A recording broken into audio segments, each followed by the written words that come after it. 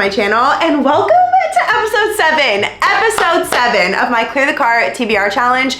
Let me catch you up if you're unfamiliar with my Clear the Car challenge. So in June of this year, I decided to take it upon myself to try to clear my TBR cart by the end of this year. So before January 2025, my TBR cart better be empty. I started with 60 books on my TBR cart, and let me just be real with you. I am not the type of reader who is reading like 10, 12, 14 plus books a month. If I read 8 or 9 a month, like, that's a good reading month for me, okay? So this is an actual challenge for me. It's not something that I'm like, oh yeah, I can totally do that. Like, it's gonna be a little bit of a grind for me to stay focused and clear my TBR cart by the end of this year.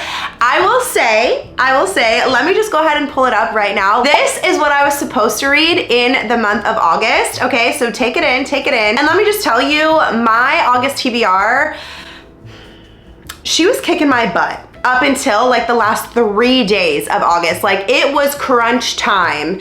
Here is what I actually read in the month of August. I am so proud of myself that I actually completed my August TBR. Now, like I said, it was a bit of a struggle this month. I did not think I was gonna make it. Like, it was down to the wire. And the reason being, which I'm sure you just saw this bad boy right here. This took me like half of July and like a week into August to finish. And then it put me into a reading slump, okay? So I'm really, really proud of myself for finishing my August TBR. Normally I have a nonfiction or two kind of thrown in the mix as well. I didn't read any nonfiction in August. I had 2 DNFs that were nonfiction. So speaking of my DNFs, let me just throw up my stats on the screen and you can take a look at them really quickly. And then just for funsies, I want to show you guys my updated rating system. So now that we're all on the same page, let's chat about the 10 books that I read in the month of August. So this one here, I kind of already told you guys that this took up quite a bit of time in my life over the last month. So this is Kingdom of Ash by Sarah J. Maas. It is the last book in the Throne of Glass series, and let me just tell you, I'm so excited to put that book right there and have the entire ACOTAR and the entire Throne of Glass series completed. I am so grateful to be done with the Throne of Glass series. I gave this a 4 star. I can't talk about this book too much because it's the last one in a series and I'm not trying to spoil an entire series for anyone, but I will say this is the longest book I've ever read in my life. So love that for me, that this is behind me. To be honest, it felt like a lot of fluff.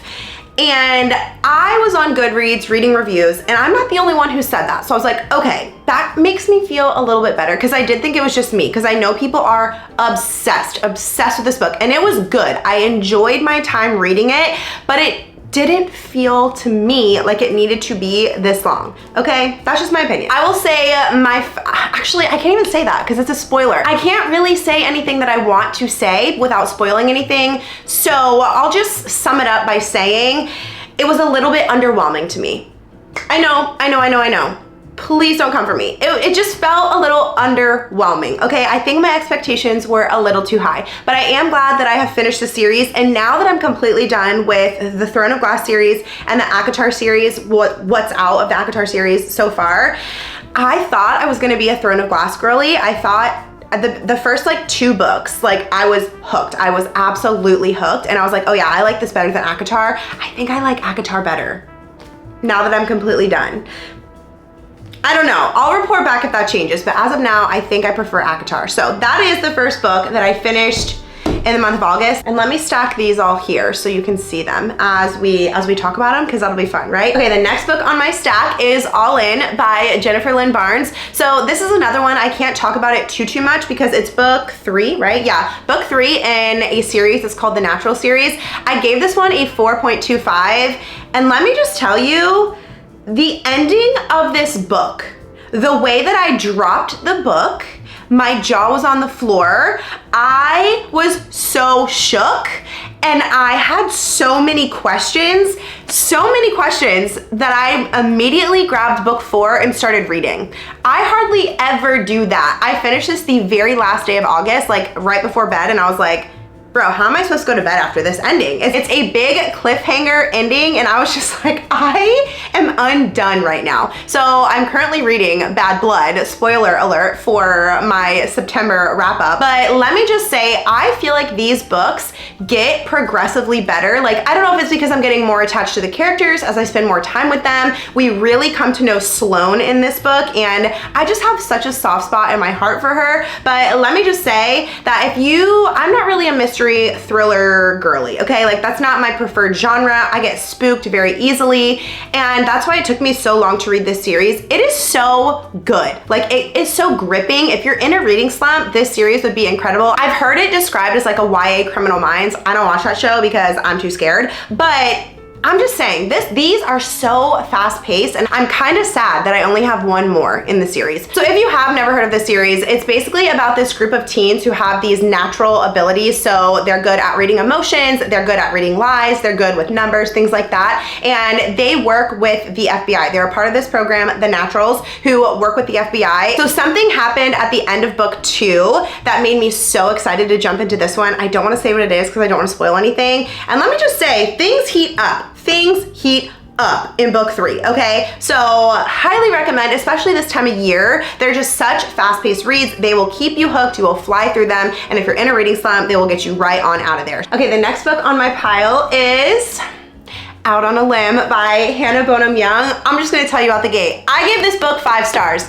I do not give out 5 stars very often. I think I did when I first got back into my reading journey, but now I just don't give a lot of books 5 stars, because to me, 5 stars, it's a feeling, okay? And I did not even give this book 5 stars right after I finished it. I was like, oh, 4.25, 4.5, but then I could not stop thinking about it. The characters, Bo and Win, have such a special place in my heart. Bo is such a wholesome man. He is so wholesome. And so let me give you a quick little rundown of what this one is about if you've never heard of it. It's on Kindle Unlimited. So if you have Kindle Unlimited, you should 100% read this. So Bo and Win, they meet at a mutual friend's Halloween party. They have a one-night stand, one thing leads to another, and they are going on a new adventure together. And they are essentially strangers because they met that night at the Halloween party. And let me just tell you, the way that Bo stepped up to the plate, that's what I'm talking about. That is what I'm talking about. There's one line that is just in my brain that I don't think I will ever forget, and that doesn't happen very often for me with books,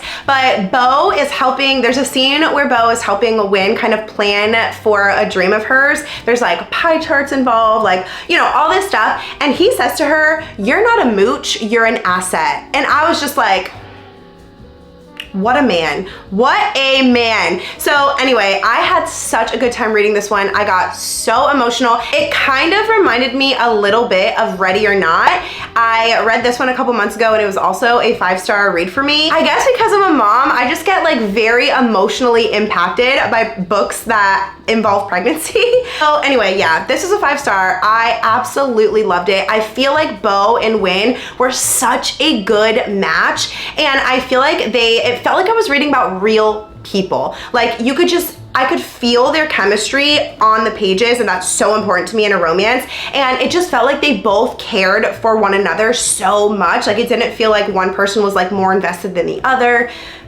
It was so good, so wholesome, so pure. Bo is a sweet angel of a man, and I loved it. I loved it. If you like an emotionally deep romance, go for it. Okay, next up is a thick one. We have Love Unwritten by Lauren Asher. So this is the second book in the, Lakefront Billionaire series. I ended up giving it 4 stars. I had a good time reading it, but after thinking about the first book in the series, I think I liked the first one a little bit more. This is only my second book that I've ever read by Lauren Asher, and her writing just has a way of, the books are so thick, but I read them so fast. Like, I just have, like, I don't know how to explain it. I guess like bingeable is what people call that kind of writing, but like, it's so easy. Like, my brain doesn't really have to work too hard to like understand what's going on, and I just fly through the stories. I'm like very invested in what's going on. With book 1, I feel like I was thinking about it even when I wasn't reading it. Like, I wanted to know, what are the characters doing? Like, what's going on? Whereas this one, I was only really thinking about it when I was physically reading it. I wasn't thinking about it when I was like off living my life.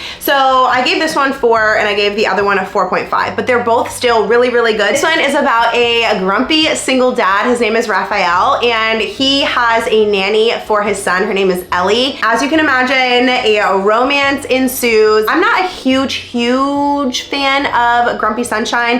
It has to be done very well, but I feel like overly grumpy, I'm just like, okay, I'm annoyed, like, let's move on. And so I feel like he wasn't overly grumpy. He was grumpy, but it was bearable for me. And one thing that I remember from this one is he has this little rule book type of situation, and he gets her these little, very thoughtful gifts. I feel like his love language would be gift giving. And I try to think, I'm like, what is my love language? And to be honest, I think I just like a little bit of all 5. Like, don't just go all in with one, but like, give me a little thoughtful gifts. Show me that you love me through acts of service. Show me that you love me by spending quality time with me. Show me that you love me through physical touch, like guiding me through a crowded restaurant with your hand on my lower back. Yes, please. Holding my hand while we're watching TV. Yes, please. And words of affirmation. I need you to affirm me every day of my life. So maybe that is mine. Like, if I need it every day of my life. So like I said, Ellie is Nico's nanny. Nico is Raphael's son, but she doesn't start out as his nanny. She starts out as his music teacher because she is actually an unemployed songwriter. And Ellie and Raphael have known each other since high school. So she ends up becoming Nico's nanny. They end up going on a trip to Hawaii. That was my favorite part of the book. I loved when they were in Hawaii. So yeah, it was a good time. And if you read book 1 and you enjoyed it, I definitely think you'll enjoy book 2 as well. Next up is A Novel Love Story by Ashley Poston. I gave this 4 stars, and this is actually my book club pick for That's What She Read book club that we read in August, and I had such a cute, wholesome, fun time with this one. It's my second book that I've read by Ashley Poston. I did like The 7-Year Slip better. That was a 5-star read for me, and what I'll say about this one, the idea of the plot, I am obsessed with. The execution kind of missed the mark a little bit for me. So it's about our main character. Her name is Elsie, and her book club meets up. It's a virtual book club, and they meet up once a year in this cabin. And it just so happens that one year she's the only one that's going. Like, everybody else bails, they back out, and she still wants to go because she's going through it. And so she just needs her time at the cabin. On her way to the cabin, her car breaks down, and she actually winds up in her favorite romance series town. So it's like a fictional town, and she ends up there, and things just kind of unfold from there. And the idea of that is so unique to me. Like, I was so excited to read it, and I did have a good time. It was so whimsical.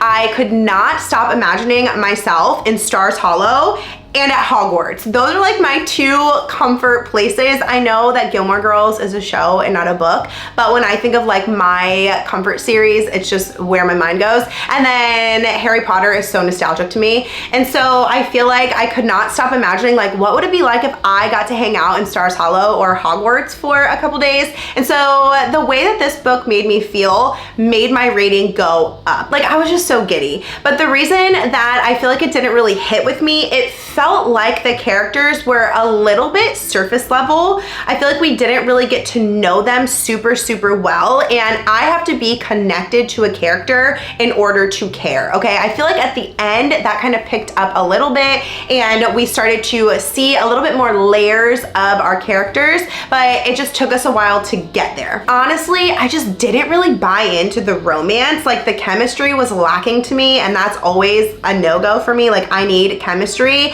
I need tension, and I just feel like I didn't really get that out of this book. But overall, I did have a good, cozy time. I feel like fall would be such a cute time to read this book. Oh, and one thing that I remember, there's a character named Beatrice Everly, and I screamed because my daughter's name is Everly, and I never see her name in any books. So when I saw it, it was a middle name, but still it counts. I was so excited. So again, very cozy, very fun. Love the idea of the plot, and it'll definitely make you feel giddy if you have a fictional town that you're attached to. Next up, another brick, and this one is book 3 in the Knock 'Em Out series. It's called Things We Left Behind by Lucy Score, and I ended up giving this one a 3.75. So I did like this one more than I thought I would, but I didn't love it, if that makes sense. So in this one, we're following Lucian and Sloane. Lucian is a billionaire, I think, or millionaire.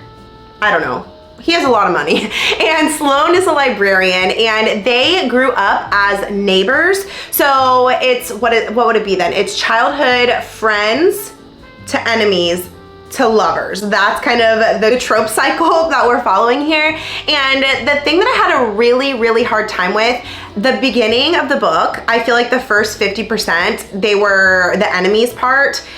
The way that they treated each other, it was so immature that it was unbelievable to me. Like, I just could not get into it because I was just like, why are they speaking like that to one another? Like, what is going on? Like, they're grown adults talking like that. And I just thought that is such an ick to me in books, when adults, like grown people, act so immature and they say things that a real mature adult would never say. So that was off-putting to me a little bit, but once we got through that, I started to get more invested. I will say the last like 100-ish pages really got me into the book, like kind of saved it for me. I think it was a 3-star before that, but there's like a mystery going on, so it's not just romance, and I was very into the mystery part of the book. The whole time we're trying to figure out why they're enemies. We're like, okay, we get that they hate each other, like we get it, but like what happened? And so we get a lot of teenage flashbacks, which was really cool. I would definitely say check trigger warnings on this one, because some of the stuff that goes down in Lucian's life, I don't even know if that's how you say his name, to be honest, but I'm doing my best. Some of the stuff that goes down in his life is intense, okay? And so Sloane is dealing with some grief, Lucian is dealing with some trauma, and so there's a lot of heavy stuff that goes on in this book. So yeah, I had a better time than I thought reading it. Not the best time, but a good time. And honestly, I'm very glad that the Knock 'Em Out series is complete, that I have read them all. Next up, we have Behind the Net by Stephanie Archer. I gave this book a 2.75. This was my lowest rated book of the month. Did not enjoy it, not for me. I feel like 70% of the book was spice and 30% was plot. And I feel like the spice did not move the plot along whatsoever. Like, it felt like just spice for the sake of spice, and that is just not my vibe. And so I just didn't really enjoy this. I ended up skipping quite a bit of it because I was like, okay, like let's move, like what is going on with the story? You know what I mean? So if you just want like a little spicy rom-com vibe, pick this up. Very easy read. You don't need a lot of mind power. The best part about this book to me was Daisy. She's a dog. It was about a professional hockey player named Jamie and a girl named Pippa. She ends up becoming Jamie's assistant, and they knew each other in high school, and you can guess what ends up happening. So anyway, I just don't have much to say about this one. I just didn't enjoy it. It felt like the spice overshadowed the plot, and I guess I'm just at a point in my reading journey where I need my romance books to have some depth. I need my romance books to have some emotional weight to them, and I just felt like this one didn't. So not for me, and I probably will not continue this series, and I probably won't be like running to read anything else by this author anytime soon, because I just don't think her writing style is for me. Next up, we have Gilmore Girls, Like Mother, Like Daughter. I gave this one 3 stars. This is the third one of these that I've read. There are 4 total. They're media tie-ins. So when I bought these books, I was under the impression that it was new content. Somebody told me that it was like reading an episode of Gilmore Girls, but an episode that you've never seen before. These are pulled straight from the show. Like, it feels like you're reading a script, and I've already seen the show like 18 times, so it's like no new information happening. And I'm a big Gilmore Girls fan, but I still am not even having that good of a time at reading these, because the banter that makes Gilmore Girls what it is doesn't translate to this. The sentences are just like so bland, I guess. So like there's a scene where Luke makes Rory like a birthday breakfast, and she's eating it with Lane. The way that the breakfast is described is, it was scrumptious. Other things like, it was cool, it was fun. And I'm just like, okay, like it's just, I don't know. Because I'm a big Gilmore Girls fan, I cannot give any of these lower than a 3-star, because I just love Gilmore Girls so much. But I don't think you need to read these, even if you're a big Gilmore Girls fan. I'm only reading them because I have to clear my TBR cart by the end of the year. But thankfully they're short, sweet, and they don't take a long time to read. But yeah, just, they're not necessary. Next up, we have In the Weeds by BK Borson. I absolutely love this cover so much. so much. I gave this one 3.75 stars, and this is book 2, I want to say, in the, is it called the Love Light Farm series? I don't know. It's book 2 in a series. The first one is like a Christmassy themed book, and then this one, I actually read the series out of order. I think they're kind of interconnected standalones. Like, it didn't really matter that I read them out of order. It's one of those books that when I was sitting down and reading it, it was a good fun time, but when I wasn't actually sitting down and reading it, I was not thinking about it whatsoever. So basically, it's about this influencer named Evelyn, right? Evelyn? Yeah, and she visits this small town. I did love the small town aspect so much. It gave me Stars Hollow vibes. We got to kind of get to know some of the townspeople, and they have like a phone tree. It's very cute small town vibes. And so I did love that. But Evelyn goes to this small town because she is burnt out from being online and working so much and all those things. And so she is just trying to chill out for a little bit. She meets a farmer named Beckett. They end up having a one-night stand before they really know who one another is. And then she ends up having to go back to this town to do something for work. They run into each other. Things happen. And then she ends up deciding to stay in the town, okay?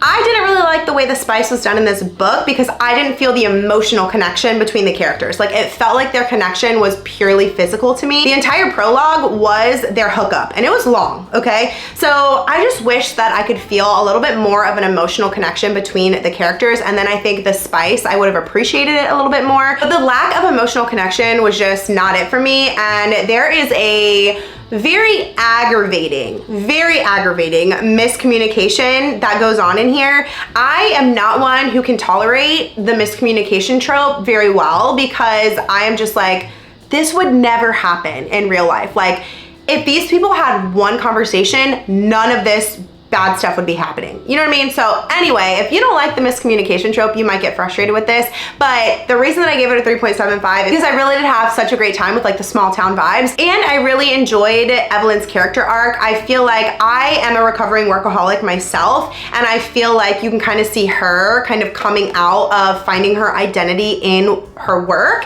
And so I really appreciated that because it's something that I connect to. So yeah, cute, fun read, but I just didn't feel like the characters were emotionally connected, so I had a hard time getting really into it. And then the last book that I read was The Women by Kristen Hanna. Yes, I cried, okay? Every Kristen Hanna book I've ever read, I cried. I gave this book a 4.5, and it was so incredibly good. Now, it's historical fiction, and when I hear the phrase historical fiction, I'm just like, not for me. If that's you and you've never read a Kristen Hanna book because you know it's historical fiction, just give one a chance, okay? Give The Nightingale a chance. That book broke me. I read that a few years ago. I still think about it. So good. This one was also very good. This one is about the women who fought in Vietnam. It follows a character named Frankie. She was a nurse over in Vietnam. Definitely check the trigger warnings before you read this one because there's a lot of just heavy stuff that is talked about in here.